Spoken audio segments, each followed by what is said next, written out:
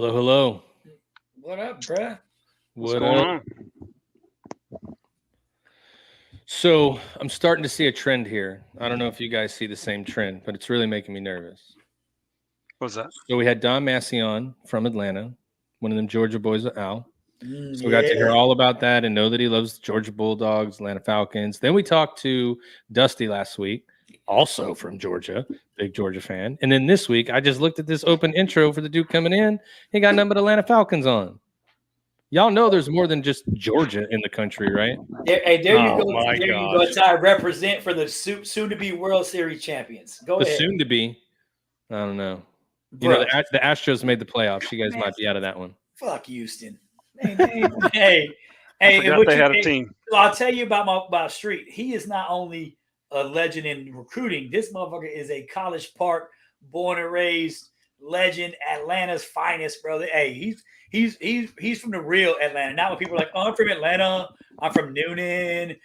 He's from the CPT. He's from College Park, Georgia. Like, you know, the birthplace of the greatest rappers in the world. You know what I'm saying? Like, nice. This dude is a legend out that state. So when he's representing the A, he's truly from the A. Oh, my boy Lonnie Doc Martinez. That is my Ty. That's my guy. That is the monkey. What's up, gunner, Candy? Bro. He's the Lonnie was the rear 50 gunner in our recon team. That dude is a certified. Oh, it was always wondering like, what the hell? Bro. I'm stuck. Hey, that's my dude. Hey, he could tell you some crazy fucking stories. Me and that dude, he'll get mad when I say this because I have an opportunity now to tell you real quick. One time, me and that dude were on squad leader field exercise, and it was cold as shit in the mountains pretty much, and it was freezing, and we were in a shelter half, like an old school shelter half, and we were dying, bro. We got down into our draws, our skivvies, and we slept back to back, bro, covered up, snuggled in, two grown ass men. He told me he's a big ass freaking like big Mexican, bro. He ain't no punk. He was like, don't you ever tell nobody that story. I'll pretty much kill you. Now it's out in the open. Me and Lonnie snuggled, big spoon, little spoon. So you're not going to be on next week. That's what you're saying. He might come from California. This may be Our Heroes last show. Might be my last podcast fucking with Doc. Yeah, man. Yeah. Nah, dude's a certified killer, bro. He's done a lot. So yeah, I'm glad he's not here watching us. So also get a good look at him. Okay. Yeah. Also during the week. Also, I'm going to tell you, I was very I underestimated a team. What team would that be? Who would that be?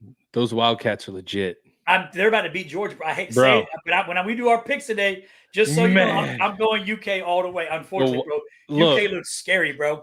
I was like, Florida's going to run, and then the running back for Kentucky was like, there ain't no running back on the Florida side. Let me show you how it's done. Oh, damn. It was cold, Lonnie. And you were warm. Your body was warm. So I underestimated that, but I did it again, dude. I was one off, but whatever. Hey, I'm telling you, Kentucky looks legit. I'll tell you what I underestimated is the stupidity of whoever levies the fines in the NFL, because the Cheetah got $7,000 fine for not wearing socks. I mean, why would there be a $7,000 fine for not wearing socks? Bro, if a motherfucker fined me $7,000 tie, I'm gonna have to mortgage my house, sell a kidney.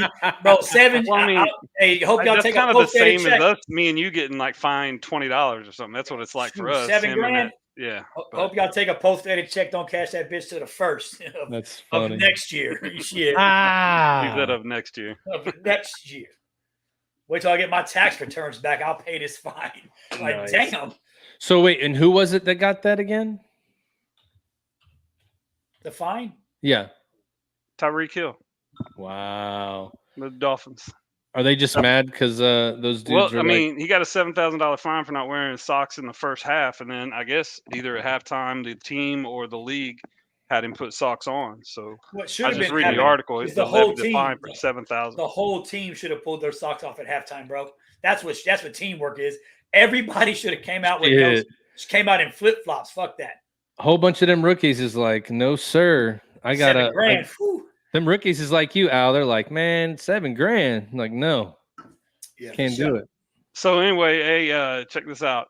I see there's a missing spot here, so I want to wish our boy Scott Blake happy anniversary. 4 years. I was gonna give him the beans, but I'm not. I'm gonna give him a free pass this go round because he's in Mexico. He might have been taken. I might get a phone call. I have to strap up, head to Mexico and pull some like taken shit. Like I will find you shit. Like he might be gone. I have a very particular set of skills. Very particular. I might have to go find Scott and bring him back. But no, happy anniversary, my brother. Yeah. I'm not going to give you too much shit. I do think it's a punk ass move to not be on. I think it proves that you're from Colorado. It's a very soft, weak state. So I assume you want me to get on. That's okay. It's okay. Don't worry. The next time you try to take a day off, we'll make sure we talk you into coming on too. Yeah, I'm just saying. I mean, happy anniversary to you and your beautiful wife, Renee. I just, really, I'm not going to talk too much shit, but I am going to say, I bet Renee at the 4-year mark was like, fuck you. You're not getting on that podcast. I'm the boss. And he was like, yes, ma'am. I'm not getting on the podcast. He said last week he would be on no matter what. I'm going to be in there. I'm going to be on from Mexico. He might be turned up on some tequila right now, doing big man shit. So he's probably down there like saving the world or something. He's probably saving down there sea fighting turtles. aliens check this out. The alien invasion from space. I did talk to Scott this week. So I was talking to him, and he actually he was down in Mexico. They were hanging out, and I think he got a new tattoo. So he was doing that, and there was a whole bunch of people in the parlor. A guy with a camera, a whole bunch of girls. They were all like, I'm here for this person and that person. And they were hanging out. So they were doing a podcast. So Scott was like, oh, that's cool. I do a podcast too. So they're like, oh, we'll shout you guys out. What is it? So he said later on, they tried to look him up and they were like, damn, how are we bigger than them? Like, we're bigger than them. And he's like, you would have thought like Beyonce was coming in there, cameras, all these angles, like everybody's in there. And he was like, they look super professional. I was like, oh wow.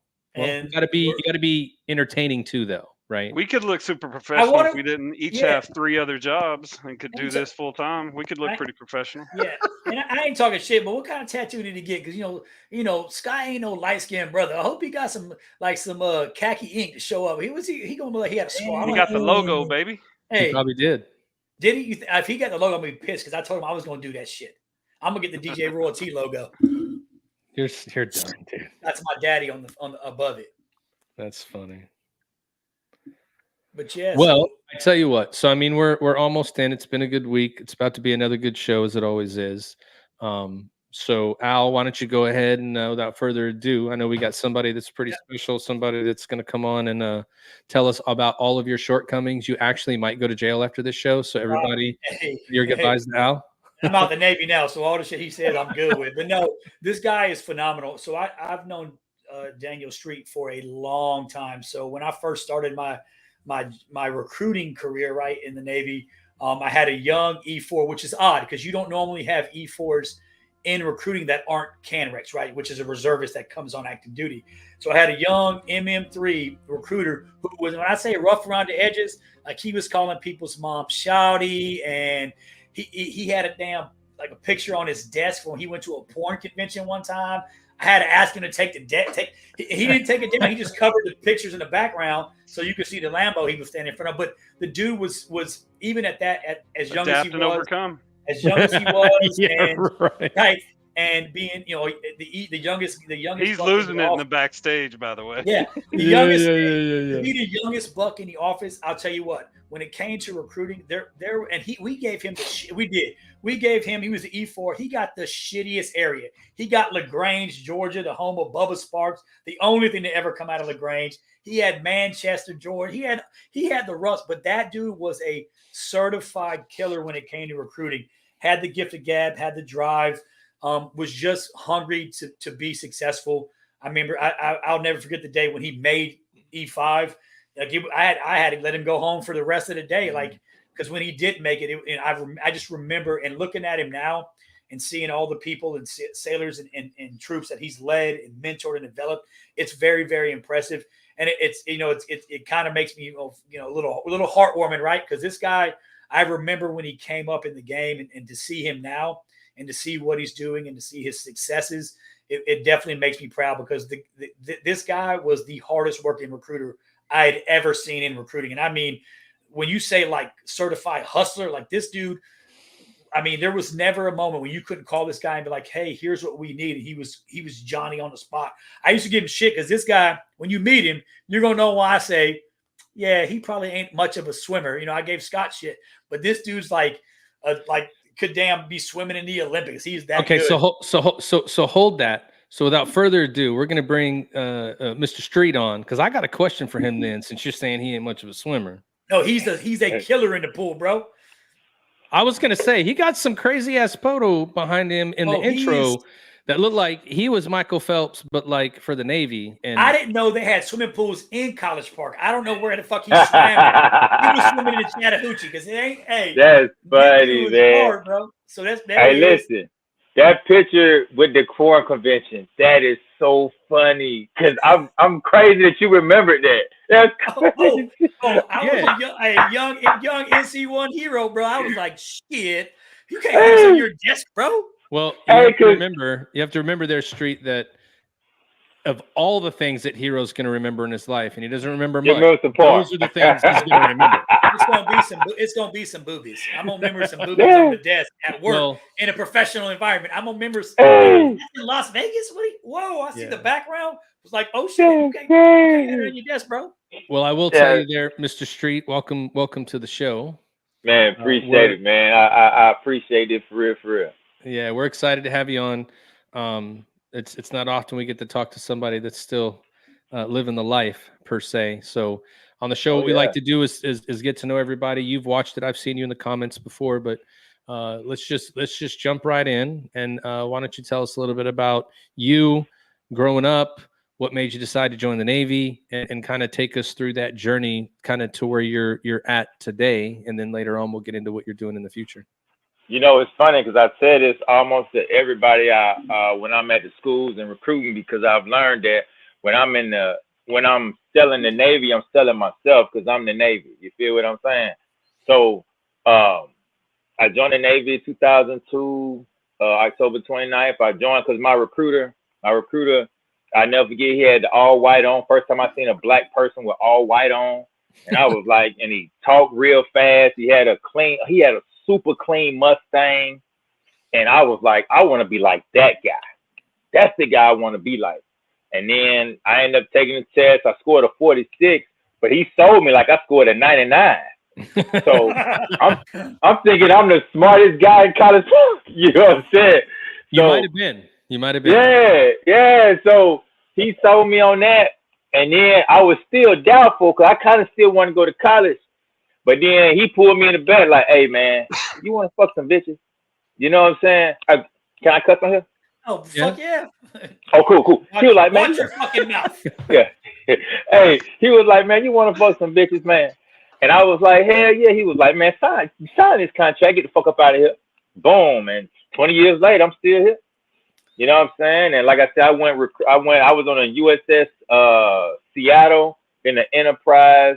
While on the Enterprise, I was on there with a dude named MM1 Williams. And I was trash as an MM, like super trash. and they would have me, because engineering, you go out there, you fix shit. They would have me go there just to talk shit the whole time they fixing shit. I would just be passing them tools and talking shit the whole time. So my recruiter, my rank at the time, well, not my rank, but I'm tripping. My LPO, he was a former rank, and he actually got put out of recruiting because he got caught doing an orgy with some deppers. Oh my gosh! So I like him already. Yeah, so he got caught doing that, so they sent him back to the fleet. So when he came to the shop, he said, "Man, you ought to go recruiting, because all you do is talk shit all day."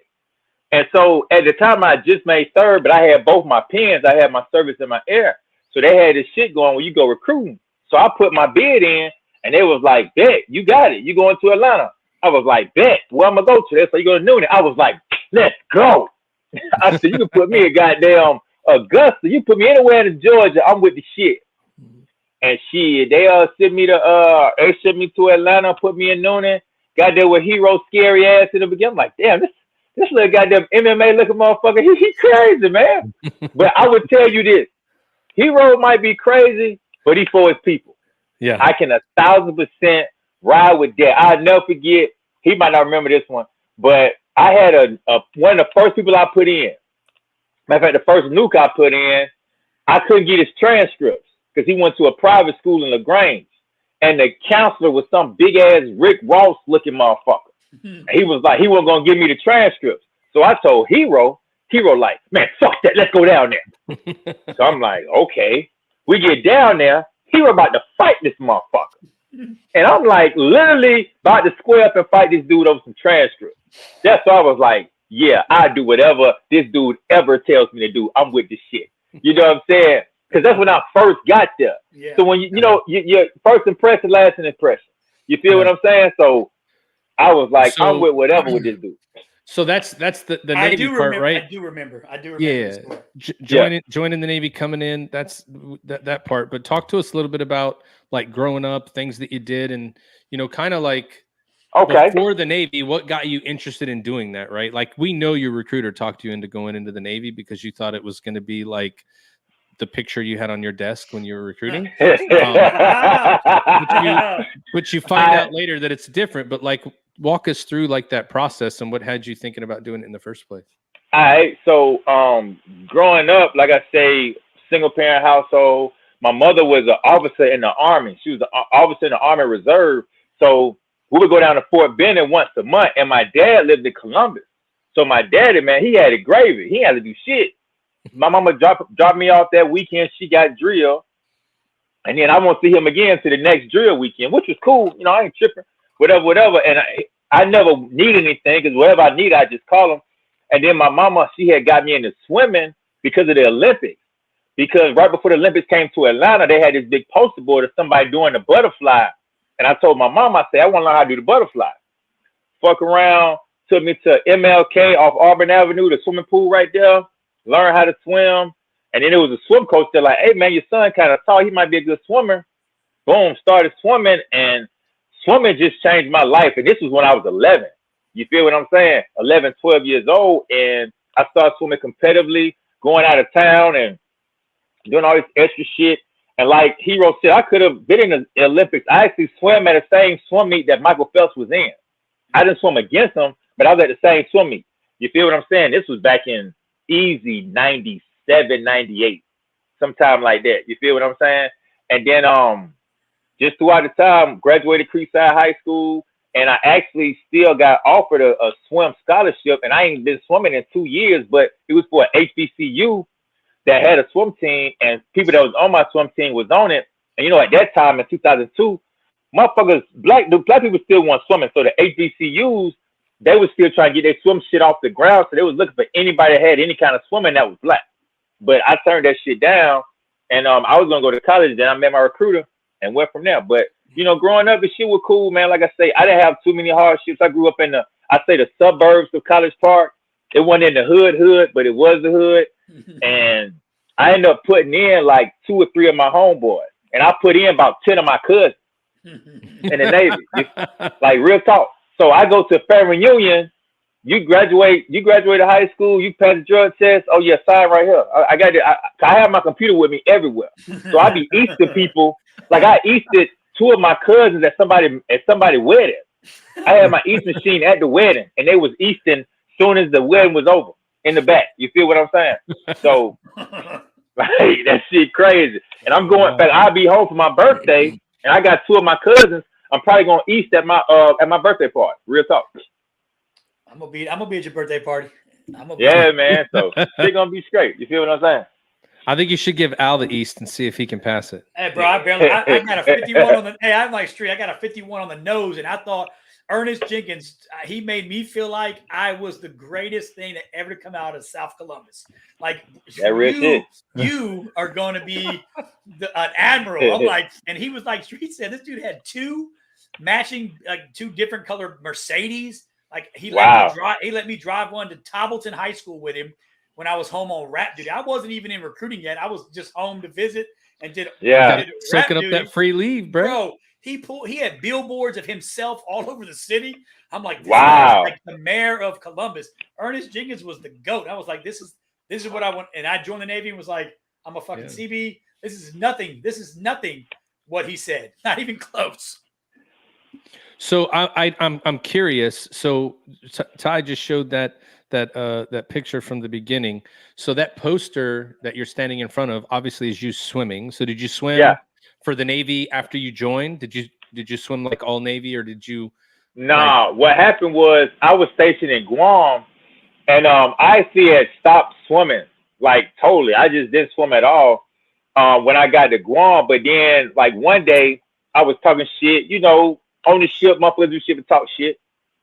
And somebody just was like, "Man, you can't swim, you can't swim." I said, "I bet I beat anybody on the boat right now in 100 freestyle." And they was like, "You can't even swim 100 yards." I say, "Put $100 on it right now. Put $100 on it that I'll be anybody on the boat. EOD, all of them, Navy divers, everybody." But we put $100 on it, went to the pool, and beat them. And so while I was there, this girl had seen me, and she was like, "Hey, they got a swim team out here. You might want to, you know, join the swim team." And I was like, "Fuck it." I was in Guam. I ain't do shit all day in Guam, but fucking work out and play basketball and shit. So I started back swimming, got a swim team out there. Then after Guam, I was stationed in Vegas, and I joined the swim team in Vegas, and I started back swimming for real. And like now, I actually swim on a Masters swim team, and I swim on the Masters in Detroit, and I swim on one out here in San Antonio. And I just had the national swim meet, back in April. They had a national swim meet. I was in that shit. It was like, it had to be about 3,000 people there. Out of 3,000, it was 10 black folks, including me. You feel what I'm saying? So it was cool, man. Just beating white folks all day long, just whooping up on the crackers. I ain't gonna lie. I won the 100 freestyle, but I got my ass whooped in the 100 IM. Now I didn't come in last though, because my kids was there. My kids was not gonna see me come in last place. Is your best stroke the free or like? Oh yeah, 50 free and 100 free. They're my two main things. You know what I'm saying? And I do the 100 IM, and I can do everything. My favorite, my best is 100 free and 50 free. So you mentioned you have kids. So talk to us a little bit about your wife. Where'd you meet your wife at? Talk about your family. Hey, funny story. I met my wife when she was on a date with somebody else. She wasn't a depper, was she? Damn. No, she wasn't. She definitely wasn't no depper. She definitely wasn't no depper. He had tried her first. Oh, he had tried her first. Hey, play this. She was off the app log. How about that? There you go. Hey, we gotta hear this. So you met her while she was on a date with somebody. Yeah. So watch this. She was on I was at this bar waiting on for somebody for a birthday party, and she was waiting on her date, and then he was finna pull up. Right before he walked up to her, I slid her my card. I slid her my card, and I was like, hey, just hit me tomorrow. Boom. And I walked off. Next day, she hit me. Went on a date that same day. We've been on there since. And you got, how many kids you got? You got 2 kids? Yeah, I got my little boy 4. I had him in Detroit. My daughter is 8. Had her in Las Vegas. Okay.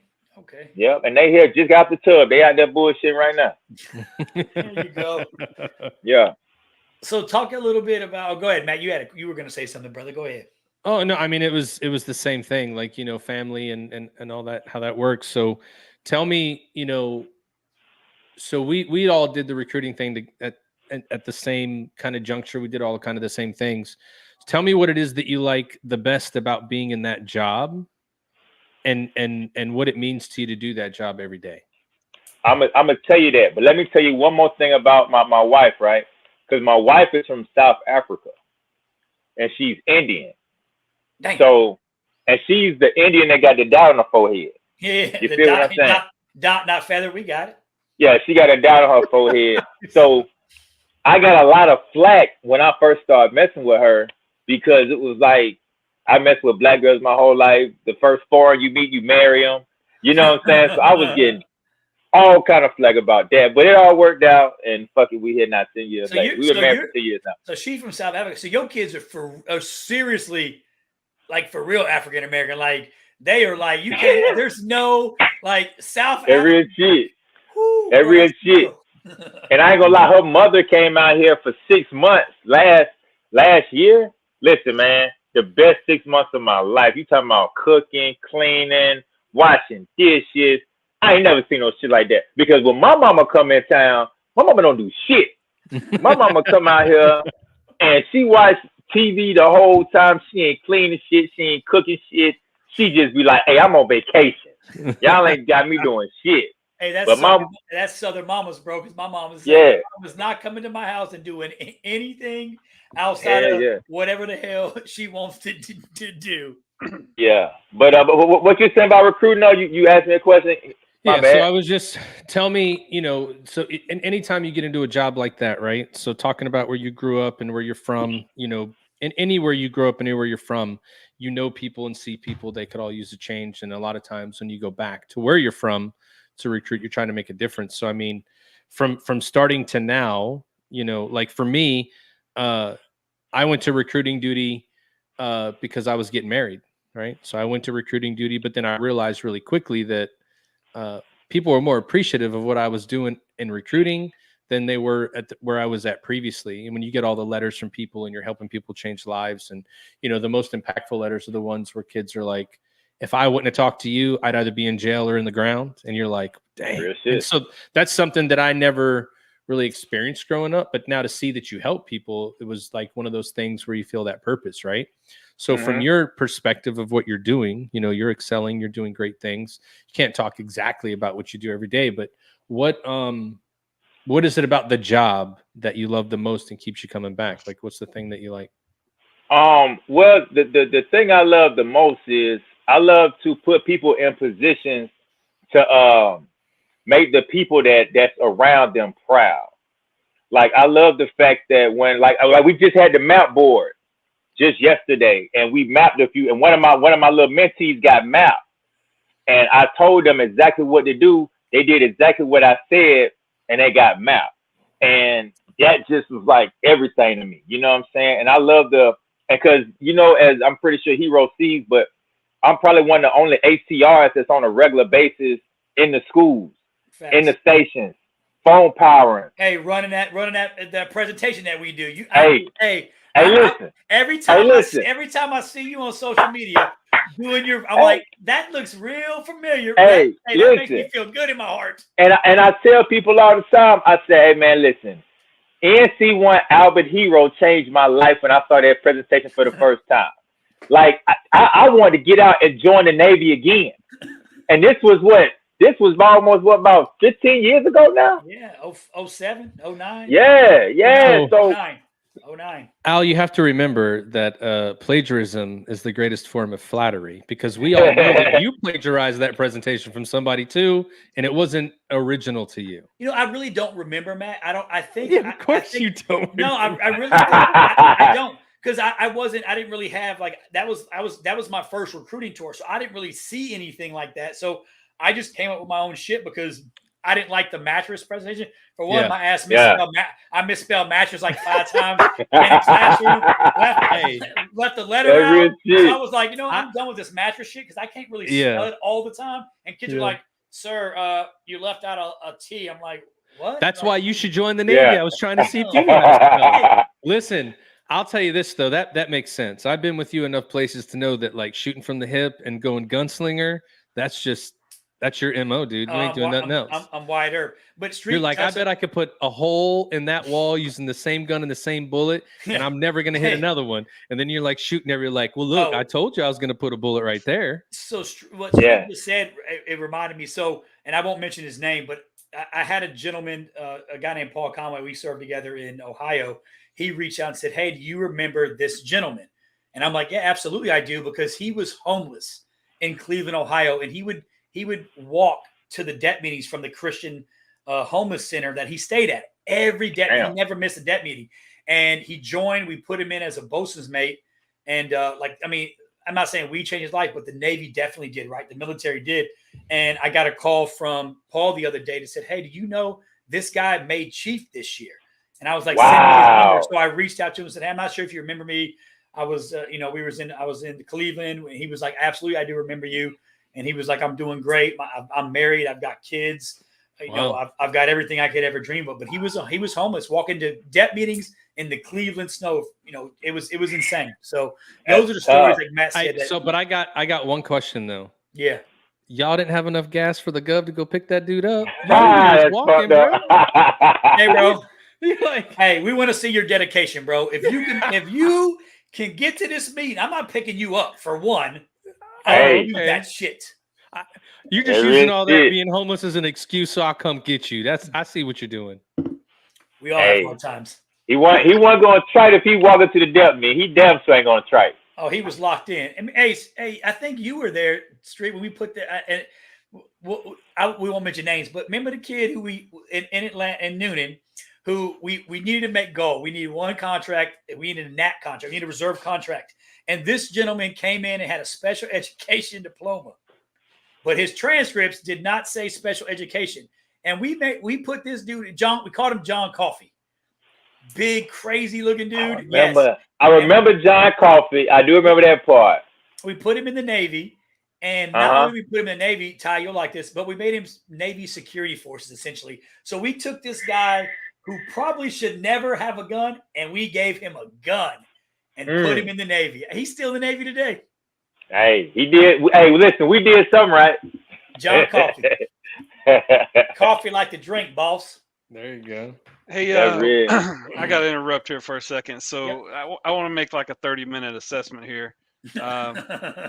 I can already tell when I was doing a little bit of research. I read your bio, pretty closely. I'm very meticulous when I like all the different places you've been. So in the Navy, is all the different boats you've been, or ships or boats, I don't know what you call them, that you've been on, is that the same way that I think about like Fort Campbell, Fort Bragg, or something like that? Like I'm proud to have been from that boat or whatever? Oh yeah, man. Some of the people I met on there, man, the experiences, the diplomas, the deployment, priceless, man. Like a lot of those, I still talk with somebody from each one of them ships on a regular basis. Like almost, I'm not going to say every day, but at least weekly. And then with social media, it's almost impossible not to stay in contact with people. And I'm so moving on social media, my personal and my professional page, to where, every single one of them ships, I learned a lot from the Seattle, the Enterprise, and the Frank Cable. That's awesome. As I was reading your bio, I just knew I was going to like you because of the pictures that you sent. And I think I sniped some of them from your Facebook too, but I'm a huge Atlanta fan. So I knew that if you were tight with one of these guys on the podcast, that I was going to love you too. But hearing you, here's what you need to get a channel and monetize immediately and start putting your content out and get paid for that shit. Because I don't normally forget what I'm doing just to listen to someone, but you and Al, y'all got that gift of gab that I wish I had. Yeah. And I've been telling Al he needs to have his own show, just doing some funny shit. Like you're on that same stuff. You could just talk. You could just describe your day, like going to talk shit with mechanics. Some of these things are things I remember, but yeah. It's funny you say that because I actually have a YouTube channel, and I did like 15 or 16 episodes about and guess what the name of it was? It was called Just Talking Shit. It was called Just Talking Shit. I was sending I send it to you guys in the email and let you see one of the episodes. You just go through it. I think the last episode, I actually did the last episode with my wife, and I talk about all kinds. I got one topic about strip club etiquette. I got a topic about what's one of the other topics about why dudes like fat girls. Ranging from all kind of shit. I talk about how real life shit. Like I'm gonna be somebody that's probably gonna watch that. Like me too. Yeah. And if you're cool with that for real. If you're cool, we'll post some of this on our podcast. Oh yeah. I got one. I speak about because me and Beyonce used to be pen pals, and I talk about the story with me and Beyonce, and that got, because I think the most views I got in one of my things was like maybe 15,000 out one of them, but all the rest of them had like maybe 5,000-6,000 views, some shit like that. But yeah, that was the most one when I talk about the Beyonce story. That shit was crazy. Well, I tell you what, Ty, we're probably right about that point now where we probably got to go pay some bills real quick, but we're going to go jump in to do that and then bring you back and get into some more fun information. Scotch watching. I've already asked him where's our DJ at. If he can watch, you can log in, motherfucker. I just want to throw that out there. They might have only given him a camera as like his in jail. We don't know. He's taken. He's about to get his head cut off, like Captain. All right, we'll bring you right back, Senior Chief. Yeah.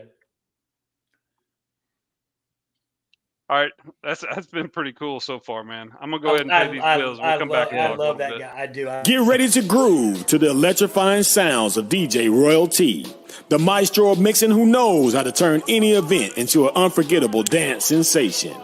Royalty Entertainment is here to bring you the ultimate musical experience straight from the ones and twos in your ears and through your body to activate them dancing shoes. Get ready to sweat, party, and have a good time while your DJ needs are being blazed by none other than me, DJ Royal T.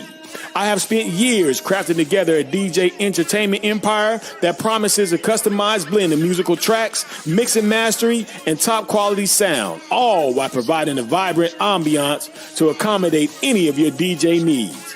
Royalty Entertainment Services is your premier one-stop shop for top-tier musical entertainment and is hosted by yours truly. For more information, reservations, and booking, feel free to look around the website at godjroyalty.com. I am DJ Royalty, and this has been another Royalty Entertainment production. Yeah. Got Your Six Culture is a veteran-owned t-shirt company that's making a powerful impact, one t-shirt at a time. These guys are simply badass. Whether you're a proud veteran or a family member or a patriot at heart, you're going to find a perfect tee that speaks directly to your soul. But wait, there's more. When you shop at Got Your Six Culture, you're not just supporting veterans, you're supporting American small business. You're also supporting the dream of veteran-owned small businesses around the world, and these guys put heart and passion into everything through designing all their t-shirts right here in the USA, ensuring you have top-notch quality in every design that you purchase. Show your appreciation for veterans and first responders today, and head over to GotYourSixCulture.com and browse their amazing collection of products. And guess what? Our friends at Got Your Six have a badass treat special for our listeners. Use the code TRIPLETHREAD at checkout and get an exclusive 15% discount on your purchase. So show your support for our heroes of country and community. Shop at GotYourSixCulture.com right now. And don't forget to use the code TRIPLETHREAD at checkout for an additional 15% off. Hashtag same flag, same oath.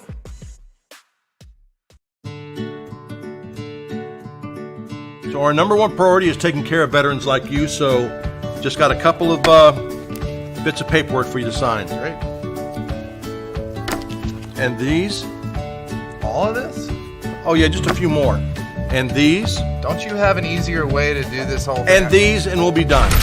Whether you're buying your first home, refinancing an existing mortgage, or trying to lower your monthly payment, Veteran Mortgage Solutions have the resources, knowledge, and experience to help. No down payment required. Easy approval process. Minimum 580 credit score, competitively low interest rates, limited closing costs. Don't keep going back and forth proving your income with other providers. Visit VeteranMortgageSolutions.com.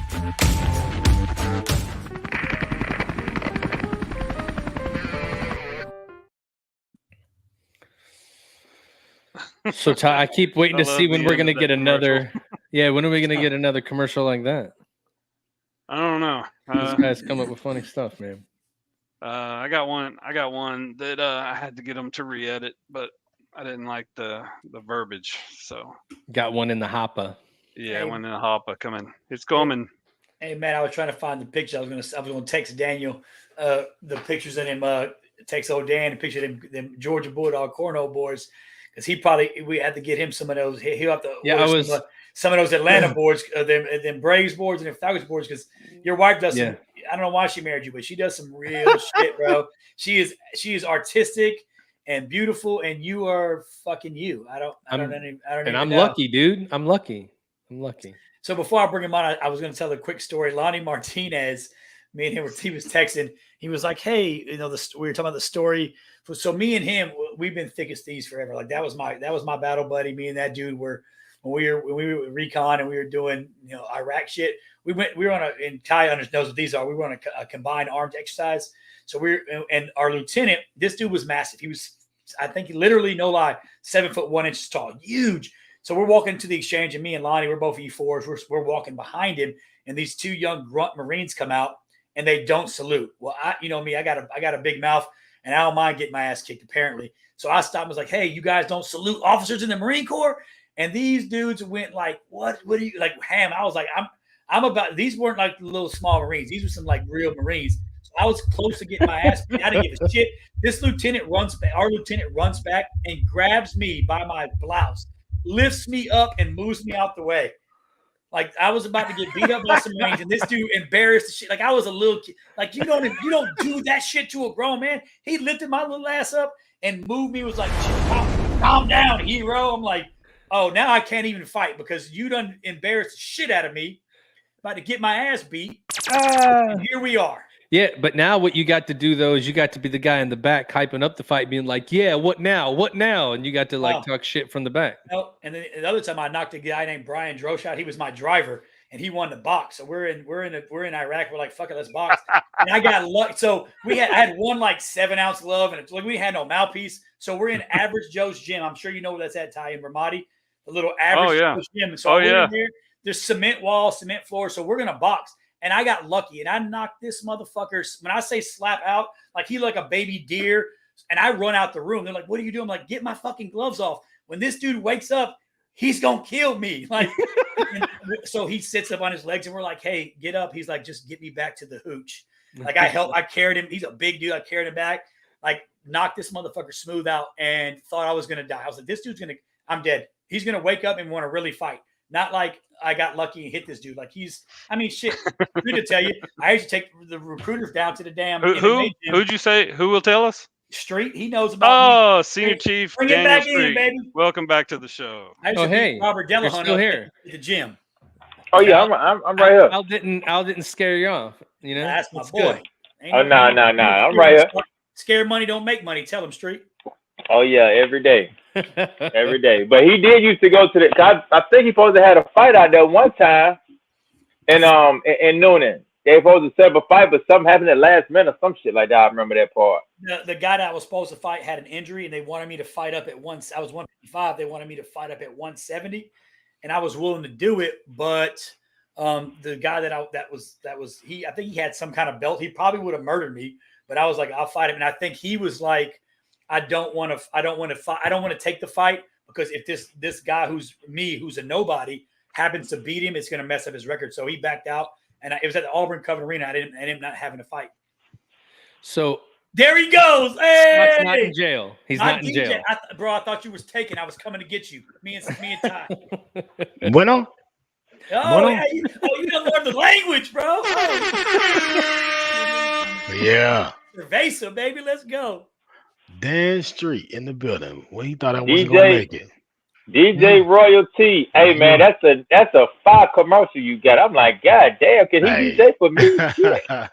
It's just gonna cost you. I'm his agent, so go ahead and hit that. We'll get him booked. Hey, go ahead, DJ. Since I know you just jumped in, but go ahead and talk a little bit about how you know Dan and how you got to know this recruiting killer. Well, look, before I get into that, I gotta let you know that I'm on borrowed time right now because it's our anniversary, me and the wife. The wife over here right now, she's gonna punch me in the nose, but I had to come in here and make sure that I popped in on y'all. I was watching y'all from afar, but I had to make sure that I came in. Too much shit, bro. I did not. I gave you credit. I gave you respect. I didn't want Renee. I love Renee. I didn't want her to put her hands on me. Yeah. It was like she could do it, so I just backed off. I pumped the brakes. So Scott, but she loves y'all too, huh? Yeah, What's up, Scott, Matt? So does that mean that since you have only borrowed time today's your anniversary, you guys are probably about to go out and take over the country of Mexico? Does that mean that I hear you're saying that it's time to give somebody the business since you got borrowed time? You know what? Before I give him the business, I gotta give him some love because this is my man D Street, right? And we go back, man. We recruited with each other in Atlanta, and he was one of the big dogs there. One memory I have of him is during PT time because I think we were all PT coordinators, right? And yeah. And Street can run, man. I was like, bro, that dude don't never get tired. But he always had this level of motivation and confidence about himself. He had this swag, man. You know what I'm saying? He had them big old smile like Tyrese, man. The only thing he didn't do was seeing that Coca-Cola commercial. But he got the big old white teeth, man, and all this character. But I knew when he came on the show, man, I was like, man, I'm gonna be out of town. But I didn't want my man to feel like you know, saying he wasn't important enough for me to have to pop in and say Hey, what's up listen, and give I've him been some married love. 10 years. I know how that anniversary shit goes. Yeah, Trust and yeah. believe that part. But we've been I having know a how good that time. shit go. So I'm looking at you, man. You in the blue room. Why you in the blue room, man? You in the punishment room? What that is? Nah, this is my little cave. You feel what Oh, I'm okay. saying? So I ain't got no basement here, because they no basements in San Antonio. So Yeah. I'm in my little room, and it's lit up and shit like that. So I feel it would be better light like this, because I'm dark skinned and shit. So my teeth will show a little bit better on it like this. So when people like my teeth, so I say fuck it. You feel what I'm saying? Yeah, absolutely. Hey Dan, tell him everybody ain't Yeah. got a mansion in a man cave bigger than my whole house, like Casa de la Blake. You know what I'm saying? Oh The Blake man, is- we talking about? Stop. Yeah, man, but this is my man Street. But he was not gonna be able to get out of here, Matt. I could not let him come on the show, right? Just smiling and talking all, because he makes some pretty good videos, man. If you guys don't know, if you guys look at him on, is it just Facebook that you do that on? No, I do it on Facebook and my Instagram. And On Instagram. my senior chief page. Yeah. I'll tell you what, man, you can motivate a snail to move his tail. You know what I mean? I see what you do. I see what you do in the schools, man, and how you go in there and you really put into perspective to those kids what life is like. You don't tell them no lies. You tell them the real deal to make them realize, because I think a lot of times that's what they need. They need to hear the real deal. You know what I mean? And one thing about those classroom presentations is they can be very well, or they can be very bad. Like, you can pretty much lose all your credibility by going in there and messing that up. You know what I mean? Oh yeah. So I like the way that you go. I seen the last one I saw, man. You challenged the guy to some push-ups, and you know what I'm saying. And he got to shaking, but he was shaking like booty meat, man. He got to that 49 push-up. You know what I'm saying? Yeah. Like you told him, you're not gonna ask him to do something that you're not gonna do yourself. You know what I mean? So Yeah. you're a man that stands by what you say, and I know that's appreciative, man. There's not that many of us out there that still have that kind of swag, man, to get out there and recruit in the trenches, man, like we used to do. You know what I mean? I think Al Hero's another one of those guys. When I used to go to the schoolhouse, just the way that he was, his character and his personality, and the way that he was such a big ball of energy at the schoolhouse. Everybody knew who he was, and I could just tell that those apples didn't fall too far from the tree, man. You know what I mean? Yeah, So that real shit. I'm happy that you're here. You know what I mean? So while you're here, I got to give you that heat before we get into our sports segment. I got to find out where you're at. There's a couple things I need to know. So, hey, TY, I didn't give you no love, Matt. I didn't give you no love. Man, my brothers is in the building, man. What's going on, y'all? Man, y'all make me smile when I see y'all, man. You know what I'm saying? Man, you coming on this show like a damn movie star, homie. Yeah. I was like, damn, we got good, Denzel. man. We got Denzel coming you look on. good. Happy anniversary. Happy anniversary. Man. I appreciate you, man. The wife appreciate y'all, man. Listen, let me tell y'all something real quick. For anybody who's out there that needs to know, one thing I can tell you, these little kids out here in Mexico, man, they have a level of hustle that I have not seen. Man, look, I went and I was going to get a tattoo, and I had this little kid, man. He came up to me and he was like, "Hey, buddy, man. Hey, man, I know you got money, man. Look at you, man. You got a necklace, you got a wallet, you got shoes, you got a hat, man. I know you got money, man. Give me some money, man. Give me some money, right?" So he's just so cool, man. He had been about 9, I think I took some video of him. But I told him, I said, "Listen, man, I don't have no cash on me, man." He's like, "Come on, bro. Come on. You got money, right?" So I told him, I said, "Listen, I got to go back to my room, and I'm going to come back and I'm going to get a tattoo. But when I come back, man, I'm going to break you out something." He looked at me. He said, then he gave me the pinky, man. He gave me the pinky finger. Oh, like, you know what I'm saying? Pinky promise. When I gave him the pinky promise, bro, I had to come back. So look, so I come back. 200 pesos. Here you go, bro. His face lights up when he see me, right? But I still don't have the cash. I haven't went to the thing yet. So he's like, "Come on, bro." So I'm getting my tattoo done, man. We got there about 7 o'clock. It's like 9:30, 10 o'clock, man. You see him peeking over the window. He just looking. He just waiting. Every time I look at him, he smiles. So finally, man, when I got done, I came and told him, I said, "Come here, man." I sat down and talked to him a little bit, man, and broke him off some money, man, and gave him a hug. But the level of consistency and understanding how many no's does he go through? Because I looked out the window and I see like people just walk by and ignore him, right? But I also saw he had a little sister and an older sister, and they're all out there just trying to survive. But his level of just that hustle of somebody tell him no, man, that could break somebody's heart. But he just takes those no's and he keeps on going. So if you ever see him in the car lot 15 years from now, oh, you're gonna get that car because he's So what? Hey, he's what'd you gonna get? it. So you gave him money, and Mexico gave you hepatitis from the tattoos. They Yeah, got pretty it. much. But what'd you get done? What kind of ink you get done? What'd you get done, brother? So let me tell you this, man. So Brooklyn, Take your shirt off and show us. I want to see. I I'm not how to take it off. Come on, bro. So you know I have all of my kids, my Yep. kids' names on my arm, right? And Brooklyn is my newest addition of my kids, and she always looks at my arm and she's like, Miko, how come my name is not on there? And I'm like, you want it on there? She's like, yeah. I said, well, if you want it on there, I'm gonna put it. Where you want me to put it? She's like, right here. I said, I'm gonna do it. She said, when you gonna do it? I said, I don't know, but I'm gonna do. When I do it, I'm gonna let you know. I said, I promise I'm gonna do it. She's like, okay. So I went in there and I added her. I added her to the Nice. family, right? And then it's our anniversary, man. So I had to add the wife on, as I continue my sleeve going up. So I'm just trying to. And if she leaves you, you can cover it. I covered my wife.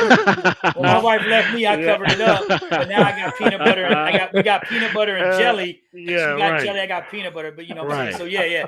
Just in case, just know tribal. that you can get a little tribal, bro. You know what I'm saying? Yeah. 1990s called. You know what I'm saying? Want they tribal back? Yeah. But yeah, so I'm ready to get to it, man. Y'all ready for this? Yeah. Hey, Scott, I was telling him real quick before you get in. I was telling him about the infamous podcast you ran into when you was getting your tattoo. Oh yeah, man. Look, I don't want to take up Street's time, but I gotta tell you. So again, I'm at the tattoo shop, and we got in comes about these 4 or 5 girls and a guy, and they come in, man, and he's got his camera and he's moving and they're doing all their stuff. So I asked them what they're doing. They're like, yeah, they're doing a podcast show, and this is our videographer, you know what I'm saying? So he's doing our content, he's our content creator, and we're doing this. So she's going through all the thing. Hey, today I'm getting a tattoo and I'm with my best friend, and they might be watching because I gave them my stuff, so I'm not gonna touch up bad. I don't have nothing bad to say. But there's some young girls, I think they just got out of college, but she was laying there getting her tattoo done and stuff. So I told my wife, I like, well, she asked me about our podcast, and I told her, I said, yeah, we're some veterans. We talk about everything, military. She said, oh yeah, my dad was in the military, and another one's my grandfather's in the military, this whole thing. And they see our pictures with all our faces. They're like, oh, that's really cool.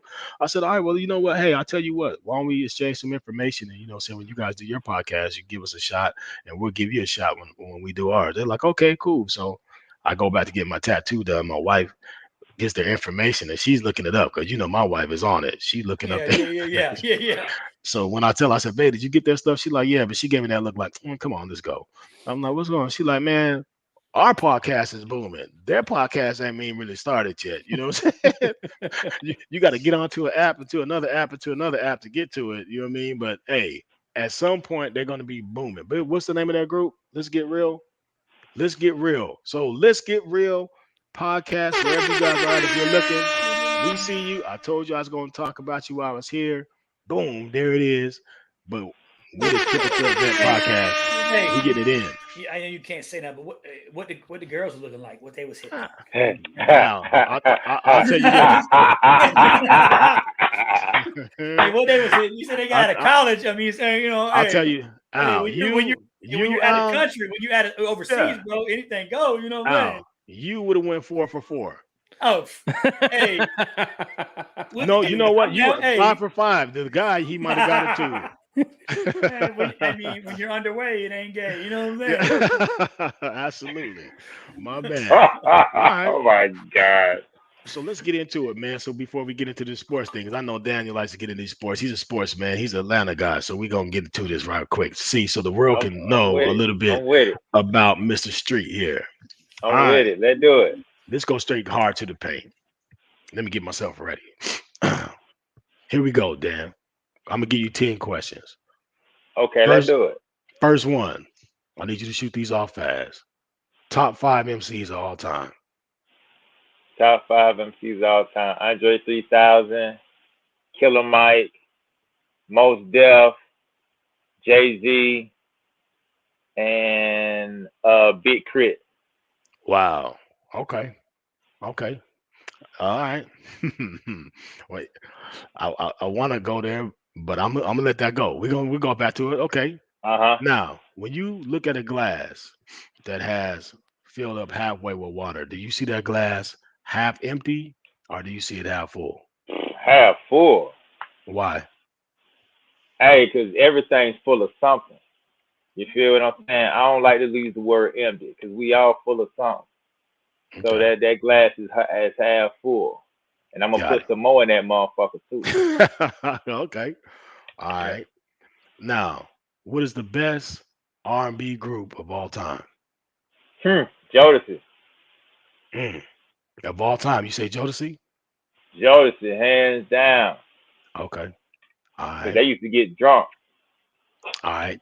This question just came about as I was watching the podcast before I jumped on here. And this is I need an honest statement. Are you watching Thursday Night Football while you're on the podcast?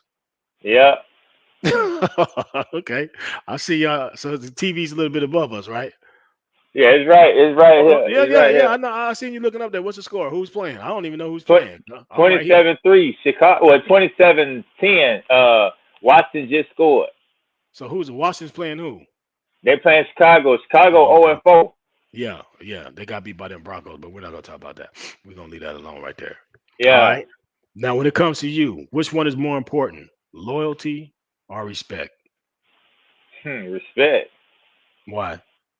Respect, because if you got respect gonna outweigh everything. Because at the end of the day, if you got respect, loyalty gonna be there. Somebody might be loyal to you, but might not respect you. You know what I'm saying? But respect, everything gonna flow with respect. Like I had people that, and I'm pretty sure as being a DLCPO, I done had people that hated my guts, but they respected me. Right. You feel what I'm saying? Like I had situations to where I had one point, like my first division in Vegas, the whole division damn near hated my ass because I held everybody accountable, but they all drove 5 hours to see me get pinned for chief. That was respect. For sure. That was respect. 5 hours one way to see somebody you don't like get pinned for chief. That's respect right there. We just did the pinning last week, and I had chiefs that run stations, and they got 4 people in their station. Not one of them even thought to come. You feel what I'm saying? So there you go. I think respect is on top of loyalty. I feel that. All right. This one right here can ruffle some ridges. But I gotta ask, in your eyes, which one is the more important, moms or dads? My mama. Okay. My mama. I think, to me or to like a kid, period. When you view things, if you view things from a mom and dad standard, in your opinion, which one do you think is more important? Who has a more important role, the mom or the dad? So this is not me. So this is just pure. Who got the most important role? This is you. Yeah, this is for you. What your thought on it is? Who got the most important role? Ooh, it'll be hard for me to say mama because I think in my kids I'm more important than my wife is. That's right, just my opinion. You see what I'm saying? But that's why I asked you that question. I asked you that question because you're a dad. Yeah, there you go. But I would definitely say the mother, and I would say the mother because, for one, that's who you came out of. Okay. And then I always think the mother always have more influence on the daughter and the son in most cases because it's just the mother. It's that motherly love. That shit just different. You feel what I'm saying? Like that motherly, like even with my mama, like if I compare my mom and my dad, it ain't even a comparison. It'll go my mama all day because it's just that motherly love. You feel what I'm saying? So I would definitely say the mother. Okay. Shouts out to Marcia Hamlet. I see you in the building. That's my big sis in there. She's in the room. You know what I mean? I see you, Ms. Ark. What's going on? We in here with my man Daniel Street. All right. So Daniel, next question I got for you, big dog. What's up? Which one is more important, rewards or recognition? Rewards or recognition. They kind of the same thing. Kind of. You know what I'm saying? On the low. You can be given an award without being recognized. Well, I mean, at where I'm at in my career, I ain't even pressed on rewards. You know what I'm saying? But I don't mind the recognition. Like the people that got mapped, they recognize me. Or like even on social media, I get recognized and people will tag me in something or thank me on something or send me a long email saying how they use my class presentation for their classroom and all that extra shit. So I mean, I would dig right now in my career. Yeah, the recognition is awesome. I think I done won all the awards I'm gonna win. You feel what I'm saying? Right. So I think the recognition is where I'm at right now. Got you. I appreciate that. All right. Are you a night out or a night in type of person? Night in. Night in. Okay. Night in. Give me some daytime shit. Give me a brunch. I'm a night in because I want to be with my kids at night. I'm past that. Like I didn't been out enough in my lifetime. I think I'm a night in. Give me some lunch shit to do. I do a daytime strip club in a heartbeat. You feel what I'm saying?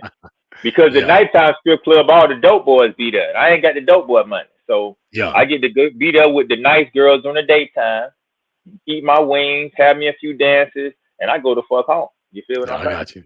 Okay, let's get to it. I know Matt's gonna respect this one. Al, Ty gonna respect this one. LeBron James, Michael Jordan. Michael Jordan. And it's sad because I got LeBron James right here, and I was an avid LeBron James. Like, you couldn't say Michael Jordan before LeBron James to me maybe 2 years ago, maybe even 3 years ago. But like, I don't know, man. These last couple of years just been hurting me, man. Because I'm a big fan of hold people accountable, and I feel like LeBron just does not hold people accountable. Some of the things these folks be doing on his team, and he don't be saying shit, or it don't seem like he say shit, just irks the death out of me. You feel what I'm saying? And I know Michael Jordan probably wouldn't put up with that bullshit, and so I gotta go with Jordan. I got to. My heart be hurt, but I just gotta keep on moving even when my heart's hurt. Tupac, Biggie Smalls. Tupac had way more material than Biggie Smalls. Tupac had way more of a range. Tupac, fucking ambitious rider at the same time, Brenda's baby. You feel what I'm saying? So Brenda's got a baby. Biggie, no disrespect to Biggie, he would have had 2 albums, and one after he died, shit. Fucking Tupac had 12 albums after he was dead. Yeah. You know what I'm saying? So, yeah, you can't. I mean, I don't think it's a comparison. I think that's Tupac all day. All right. Well, with that question you got right now, you have earned yourself a bonus question after this one right here, because that's just what happened. You are in need of a bonus question for that one. I like the way you broke that down. All right, here we go. You're an ATL person. Falcons or Bulldogs? One of them gotta go. I would say Bulldogs. Hey, listen, I'm gonna say Bulldogs because I got too much Falcon apparel. Like, I got a gang of Falcon shit, and I can't get rid of it because ain't nobody gonna buy it. You feel what I'm saying? So I would have to say Bulldogs gotta go because I could probably get rid of my Bulldog stuff, but I got all this Falcon shit. Ain't nobody buying that shit. So yeah. Bulldogs gotta go. All right, and your bonus question, Ty, you can come up on the screen. Matter of fact, everybody, you can bring everybody on this. I want to see all your faces. Right this now, will come on. I'm fucking crying. Yeah, this one right here, and it's gonna hurt me to say it because I think I know where this is gonna go, but I'm gonna say it anyway. Oh shit. Michael Jackson or Prince? Come on, man. Prince. That's deep. Prince. Hey, listen, Prince played every instrument, wrote all his music. You can't deny that Michael Jackson ain't write shit. Michael Jackson was singing shit somebody else wrote. Now, I would give you, Michael Jackson was a better dancer, but he wasn't even a better entertainer because Prince played every instrument. How you deny somebody to play every instrument? Say that again. Prince did what? I was just about to say that Dan and Ty, you guys must have talked before this and knew that question was coming, because I swear to God, Ty just answered that question. Yeah, that's the same shit. That's real shit. Yeah, y'all are saying Prince is way more talented. Michael Jackson was your a great family entertainer. saying it, bro. Hey, Michael Jackson was the greatest entertainer of all time. Man, hey, listen, I'm gonna tell you this: delete Quincy Jones from Michael Jackson. Delete Quincy Jones from Michael Jackson. Because Quincy Jones did Thriller and he did Off the Wall for Michael Jackson. You delete him from there, man. I don't know. Michael Jackson might be just as famous as Jermaine Jackson. Damn, that's my man. You cannot do that. Hey, Scott, y'all cannot do Michael Jackson like that. I'm not gonna lie. Scott, I'm gonna show it again, Scott. Your beautiful sister. Hey, you rocking with Prince too. I'm telling you, Prince was no joke. And on top of that, Prince wasn't gay. But if Prince was out in 2023 like he was in 1981, we would have thought he was gay. But he had all the hoes. He had all the hoes.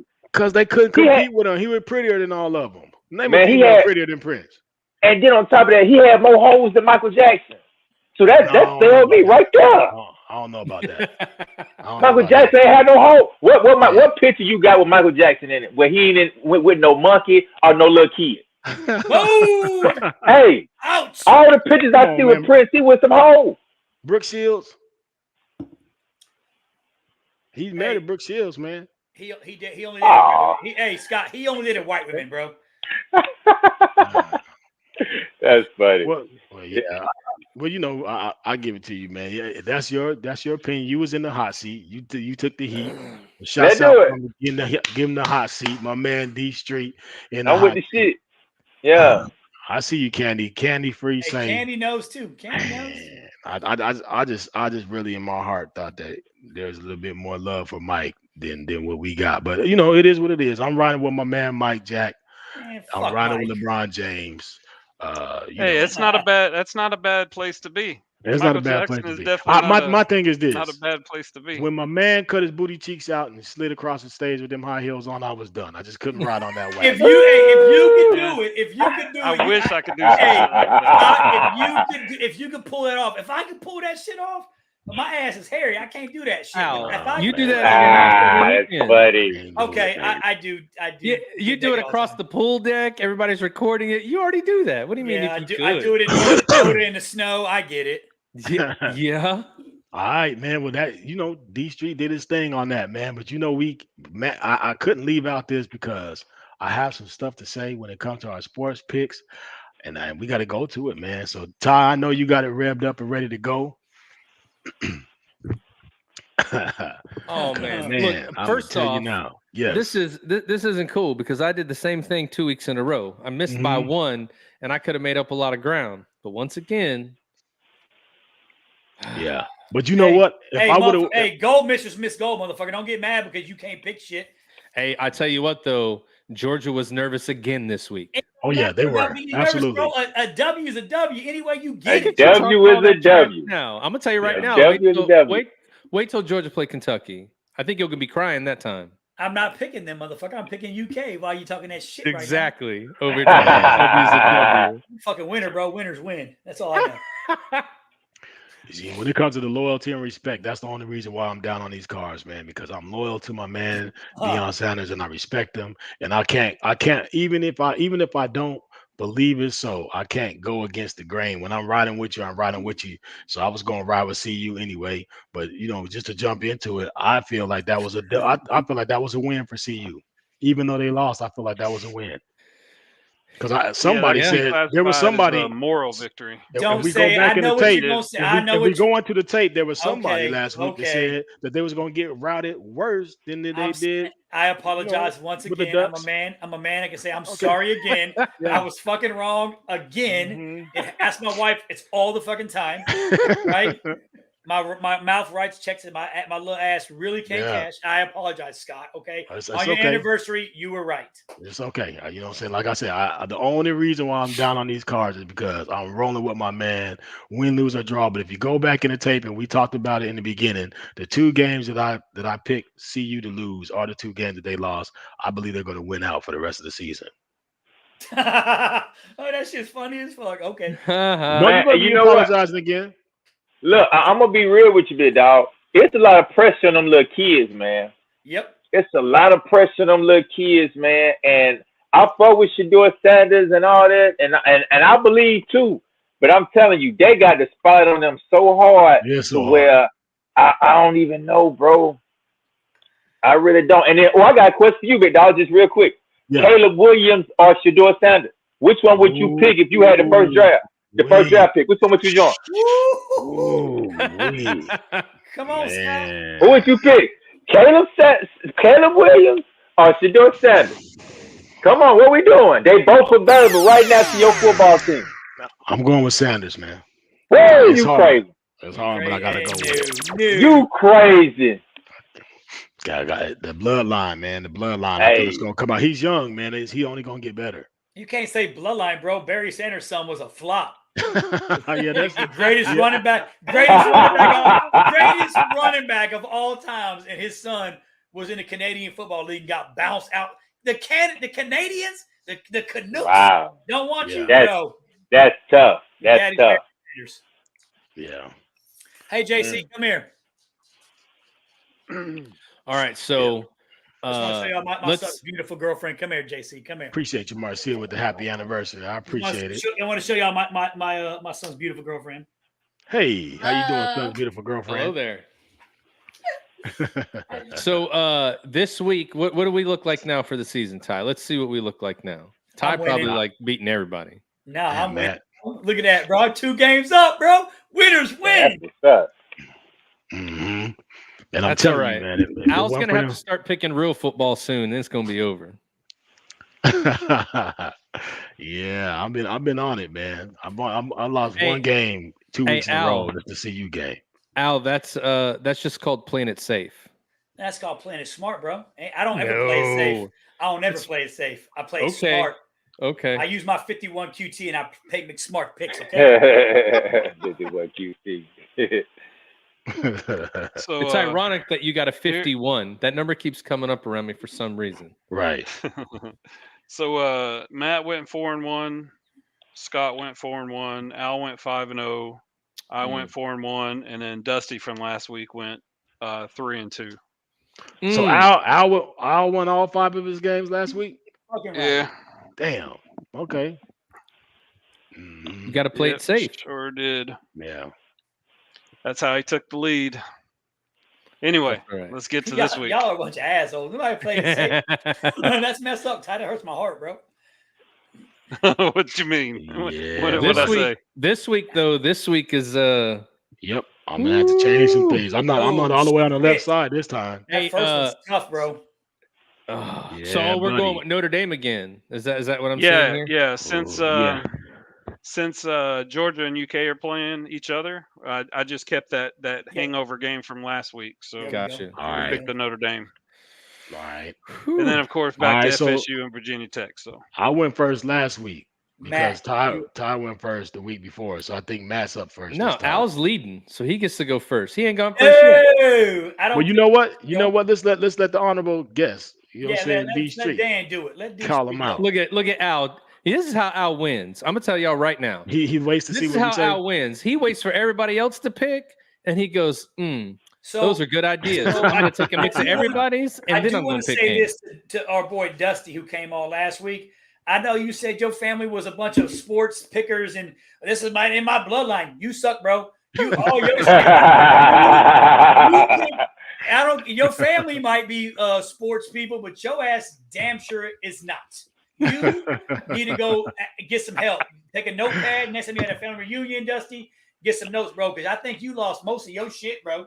Dusty, give me a call. I'll send you a link. We'll debate this out right now. I got you, Dusty. Call me, bro. I'll hook you up, homie. All right. So what you got, Street? Yeah. So you say, just pick all 5 of these? Yep. Who you got on these 5? Boom. I got Alabama because they at home and they need to win bad. Yep. Alabama is not at home. What they texting them? Oh, they not at home, but they still need to win bad. So Alabama gonna get that one. Colorado, they need to win because they done lost 2 times in a row. Georgia, of course, Notre Dame, and then FSU. Okay. That's on you now, Big Al. Okay. So I'm going Bama, Colorado, UK, Notre Dame, and FSU.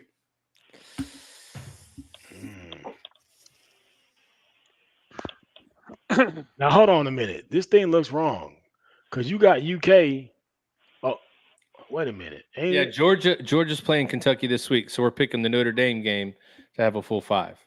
Okay, I was just looking at the pictures. So I forgot to move the logo. My bad. So, okay, that's just threw me off. I was like, hold on a minute, Georgia versus UK. Then I saw UK. Scott can't go down the left side the whole way. I can't go down the left side the whole time now. Hey, Ty was trying to fuck you up, DJ. Yeah, he was trying to throw me off. He's trying to throw me off a little bit. I got the psychological advantage of doing the slide. You said you got. I'm going Bama. I'm going Colorado. I'm going UK, and I'm going Notre Dame and FSU. Okay. Ooh. So who's up? Is it Matt or me? I don't care. I'll go. Go ahead, Matt. So I'm gonna go to this game this weekend, and I'm gonna watch those Aggies beat that Alabama Crimson Tide's ass. That's gonna happen. And here's the reason it's gonna happen, Street, because Alabama ain't got no quarterback. Texas A&M can play pretty good defense, and they can stop the run. So when they lock those receivers down, they don't have a quarterback to be able to throw them back into the game. However, A&M's backup quarterback that's playing right now, he can throw the ball. So I think A&M's going to take it, and it's always a close game with A&M Alabama, and it always comes down to where they're playing. It's crazy like that. Yeah, that's cute. That's cute. You read some stats this week online, Matt. Cute. Oh, I didn't read stats. I watch football, and more than just Georgia football, by the way. There ain't no other state that fucking matters. So let's go there. I know, for the last month on the podcast, all we care about is the state of Georgia. Well, I'm gonna tell you this. I don't think college football won't make Nick Saban to lose again. Right. Who cares about college football? And we finna see, because I'm telling you this, Nick Saban is big time, and I'm telling you this, I don't think they're gonna let him lose that much that fast. Well, I hear what you're saying, but Nick Saban's protege is now beating the doors off of him out in Georgia. So the predecessor or the guy that's going to take the torch from Saban, he's already been established. If you want to talk about that, like Kirby Smart is taking over what Saban did. You think Kirby Smart? You think he's gonna go 3-peat? I think it's going to be close. I think Georgia's got a shot. If their quarterback can put it together, then I think they got a shot, because their defense is only going to get better during the year. But so right here I'm going to A&M, and then for the Colorado game, I'm taking Colorado. Arizona State, I'm sorry, but you guys are just going to be the recipient of all that frustration. It's about to happen. I'm gonna come back to the Georgia UK game. I'm gonna take Notre Dame. Florida State and Virginia Tech is always tough too. That's a big rivalry. But I'm going to take Florida State in that game. I think they're going to edge it out. But for Georgia and Kentucky, I was not on the fence with Kentucky, and I completely thought that they were going to get it handed to them again. And then I was watching the TV, right? And it just so happened this weekend that 3 of the games we picked were all on at the same time. Mm-hmm. So it's like, man, what do you do? So to be honest, I turned on Colorado. I watched the first 3 drives and said, okay, well, I can go to another one now, right, and watch some different stuff. A&M was doing pretty good, and then I turned on the Kentucky-Florida game, and I went, what the fuck just happened? Yeah, you saw it. You saw that hit where the guy fumbled the ball and the other guy picked it up and just ran back. Yeah. They was big dog football playing that. They was big dog hitting out there. So I was like, okay. So now I'm looking Georgia and Kentucky. So at some point, Georgia's going to slip up, right? At some point. And you keep saying that's going to happen. And their quarterback play's not always been the best this season. He's figured out how to do it. He's managed the game pretty good. But now Kentucky, that running back for Kentucky, man, he's a beast. So it's hard to that was a toss-up for me. But you gotta make a decision, big dog. That being said, I'm gonna go Georgia, because I think Georgia's gonna squeak it out again. Because is that game in Georgia or Kentucky? I'm not sure. I'll have to look that up. Let me see. Let me see where that one's at before I pick. You already picked. Yeah. No, that's okay. If it's in Georgia, for sure, Georgia's going to squeak it out. If it's in Kentucky, then I think Kentucky has a chance because they've got the home field. But it's going to be a battle. So it's going to be close. Yeah, it's at Kentucky. Are we going to see the Kentucky Wildcat fans storm the field? Because you know that's going to happen. So what's your pick, bro? Damn. I just picked. He told me I couldn't change it. No, you can't. You never said. No. I did say Georgia, but wait, let me see where it's at. So I'll take Georgia. All right, man. Here we go. Alabama is going to take that game against Texas A&M. Colorado is going to beat Arizona State. I think that, man, I don't like to bet against Georgia Bulldogs. I don't like to bet against them. And because I don't, I'm not. I'd say Georgia's going to hold ground, even though they're going to be in uncharted territories over there. I think that Georgia's going to win that game. I'm going to take Notre Dame over Louisville, and I'm going to take FSU over Virginia Tech. So, again, well, I'm almost all the way to the left, but I'm taking Notre Dame, that last one. So, no. You just did one slide to the right. It's okay. Yeah, two slides, because I got Alabama over Texas A&M. Yeah, so Alabama, Colorado, Georgia, Notre Dame, FSU. Let's get it. Y'all about to see the prime time be right back on this Rhyme time. It's going down. Of course, against a high school team. I appreciate it, Dion. Well, he had to play some beast teams, man. It's time for them to get. Oh, they're angry. They're gonna come out and Big Hunter's coming back. Hey, they about to fucking mollywop yeah. Arizona State to the white meat, bro. They are about to whip the shit out of Arizona State. Absolutely. And then there was one. Yeah. So I don't pick A&M ever. So Alabama, Colorado. I just this is going to be the comeback game, and I think they learned a lot about themselves. That new stars emerged with that wide receiver. I think they learned a lot about themselves in that 48-41 loss. So Georgia and UK, I think this is historically, I would probably choose Georgia, but because I'm emotionally behind this team for the first time since like 2006, because I always get, real let down, but I'm going to go ahead and pick UK for that. And then I'm going to pick Louisville over Notre Dame. Ooh. Damn. And then FSU. Dang, he making Dusty Rudd picks today. Yeah, well, that's how you win. You know what I mean? You got to you got to go Hey, I risk. tried to do that 2 weeks in a row, and look where it got me. Hey, Ty's riding with his state. He's like anything from the state of Kentucky, I'm picking. Let's ride. Yeah, There you go. Yep. So let's just check. Did everybody choose the same this week? I definitely chose a win. I was different. So I chose them to win the USC game, but I picked them to lose during the picks. And I picked them to win against Arizona State or lose, but I'm picking this week that they're going to win. Like Scott said earlier in the year, we didn't get to see them play, so our picks in the beginning they're going to change because obviously we've watched them now. That's all good, man. I can't wait to get that bottle. I got your bottle. What you like some Steel Reserve? What you want? You want some damn Wild Irish Rose? What you need? I'll let you know. C45. I got you. Street. I'll tell you what. When you go to that khaki ball this year, though, you need to go ahead and try to win the raffle for that April 1 prize that's going to be at the khaki ball. Man, I'm actually not even going to the khaki ball. They got the same weekend. They got the same weekend as my birthday, so I'm gonna miss this. They'll be all right.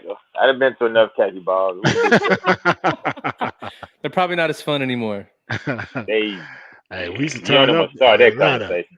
Yeah, we used to turn up. Them khaki balls in Atlanta was going down. That's right, man. That's because Scott's not DJing it. That's the problem. No, street. No, man. We used to have some end of the year parties, man. With big meats. I remember the command picnic. They was selling Black and Miles out there. They was selling Black and Miles. Everybody had little bottles of liquor. I mean, it was like, it was. Yeah, it was good. We used to get it in, man. We had fun, man. Yeah, during rink conferences. Oh man, I remember the first rink conference that Big Meats came to. Oh, Rosser, and he was calling everybody motherfucker. Yeah. Everybody's name was motherfucker. And my partner was like, he talk to y'all like this? Yeah. I said, yeah, man, this is what he do. He's not supposed to talk to y'all like this. I said, brother, I said, bro, you either gonna figure this shit out or figure this shit out. That's the way he talks. That's it. That's what you gonna do? Yeah, you know what I'm saying? Choices. You gonna figure it out or you gonna figure it out? Yeah, because he's not supposed to talk to y'all like that. I was like, man, whatever, man. He'll be all right. We'll be all right. Yeah. My man. So where we at, TY, in the show status? Right here, we got some future guests coming up. On 12 October, we're going to have Eric Knowles with the Article 15 Comedy Tour. Man, he's a Marine. One thing we know before, man, we get some big old foreheads that be coming on our podcast. Damn. God damn. We should be the triple forehead vets podcast, man. We got enough foreheads on here for like 9 guests, man. Between this guy and the last guest, damn, we can make a whole nother head. Yeah. You keep my hat on, man. Shit, y'all not gonna do my forehead like that. Man, shit, All right. that's comedy Hey. in itself. That shit right there made me fall out my seat laughing right there. But shit, that's before he even told the joke. Damn, look, man. Look at these shits, man. These foreheads is out here. But that dude looked like he kicked some ass. So I'm not saying told shit you, about his that's- forehead. On that's 19 that's the- October, Command Sergeant Major retired Rich Woodring will be on. He was my Command Sergeant Major at the 716th MP Battalion at Fort Campbell, Kentucky. Gotcha. And then Laura Murray on 2 November. She's the founder of the Rescue for PTSD, and they do service animals for veterans and first responders. And it's a great organization right here in Houston, Texas. So Yeah. Bow wow wow. Yippee yo, yippee yay. and then Matt. Yep. So we got Christian Stover and Christopher Rudolph, two legends in the recruiting game, coming on. So we have stalked them. Photos coming next week, but yeah, they're going to be on to talk. Can't wait for that one. I got some photos. I got some. Yeah. Big Rudy. I got a video of Rudy crying at his retirement. He didn't know he was gonna have. Hey, you don't. hey, listen. You don't want to get fucked up, dude. Don't be putting no crazy stuff about Rudy up there. He'll come get you. I ain't getting in my gov this week and driving to no fucking district to write my fucking to write myself up. We ain't doing that shit no more. The days of me driving and writing myself the fuck up and then driving 4 hours back, them shits are over. So you'll just text the counseling shit. You fucking right. Every time I hear that name Rudy, made me think of Fat Albert. You remember on Fat Albert? He's like, "Hey Rudy, why you got all them bruises on your back? Has your uncle been putting his hands on you again?" That's NC, not cool. Yeah, that's like class on a Saturday. No, he said that's like school on a Saturday. No class. So, hey, before we leave, I definitely want to wish my brother Scott a happy anniversary, bro. Big shit to you and your wife. I think y'all are beautiful. Y'all are beautiful and amazing. And tell your wife we love her, and we're glad she gave us a little bit of your time for sure, right? I was trying to get her to come over and say hi to y'all, but she don't want to get on. Yeah, she don't want to get on the camera. Tell her we appreciate it. And then obviously I know we're about to sign out of here, but I just want to really give a shout out to my boy Daniel Street. Yes, sir. I'm so where you're at right now, brother. I still remember, bro. I'll never forget. I love you so much, my brother. If you ever need anything, man, I love you too, big dog. So on the way out, I just want to let everybody know next weekend, October 15th, 14, 15, 16, or whatever the weekend is, 13, 14, 15, Got Your Six is going to be at the Katy Rice Festival, downtown Old Katy. So if you're in the Houston area, come check us out. We're going to be right across from the beer garden. I don't know why they put us there, but that's where we're going to be. So you already know. Go get a beer, come check us out, and we'd love to meet everybody out there. Yeah. All right. Well, I'm going to do my thing, even from Mexico, y'all. I'm up here in Tulum, Mexico, but I'm still here live with my brothers with the Triple Threat Vet Podcast. I am DJ Royal T. In my top left is my man Ty Cobb. You got anything? Last words? No, I'm good, brother. Happy anniversary. I appreciate you, big dog. And a big hug from me to your whole family. Y'all have fun. Happy anniversary. We'll see you next week. You give the best hugs, man. I received it, brother. I got you. My man Al Hero. What you got? Nothing. That's all it, bro. Salute to my big dog. Matt J. I just want to say thanks for coming on, Dan. I enjoyed talking to you, learning a lot about you. If you come through the Houston area when you're in Trek, man, come look us up. We'll go out and hang out with you and talk some more stories so you can give us more dirt on Al Hero. But thanks, man. I'm with it. Yeah, and my man, Big Daniel Street, all the way from San Antonio, the big senior chief out there doing big things. If y'all don't know, he'll let you know. But I appreciate you, big dog, coming on. You know I wasn't going to leave you out, man. I had to come in and pop out, man, and give you some love, man. But what you got to say to the people that's out there? Hey, listen, I appreciate the opportunity. I appreciate the chance. I appreciate the time. Hey, anytime to talk, at CRS, we'll talk all day and night, you know what I'm saying? And do it even more on Sunday. You feel what I'm saying? So, hey, this is just, just another opportunity. I love what you guys are doing. I look to be like y'all when I grow up, I promise you. My man. All right, and I am DJ Royal T. and this is a Triple Threat Vet Podcast show, and we're live. We love y'all. And for everybody who's watching, shouts out to my sister Marcia in the building, everybody who's watching us on YouTube, everybody who's watching us on Facebook, everybody who's reaching out to us on any other platform, whether it's on Twitch or whether it's on Instagram. We love you. We appreciate you. Continue to watch the show. Continue to come back. And until next time, let next time be your best time. I am your man, DJ Royal T, and we love y'all. We out of here. Peace.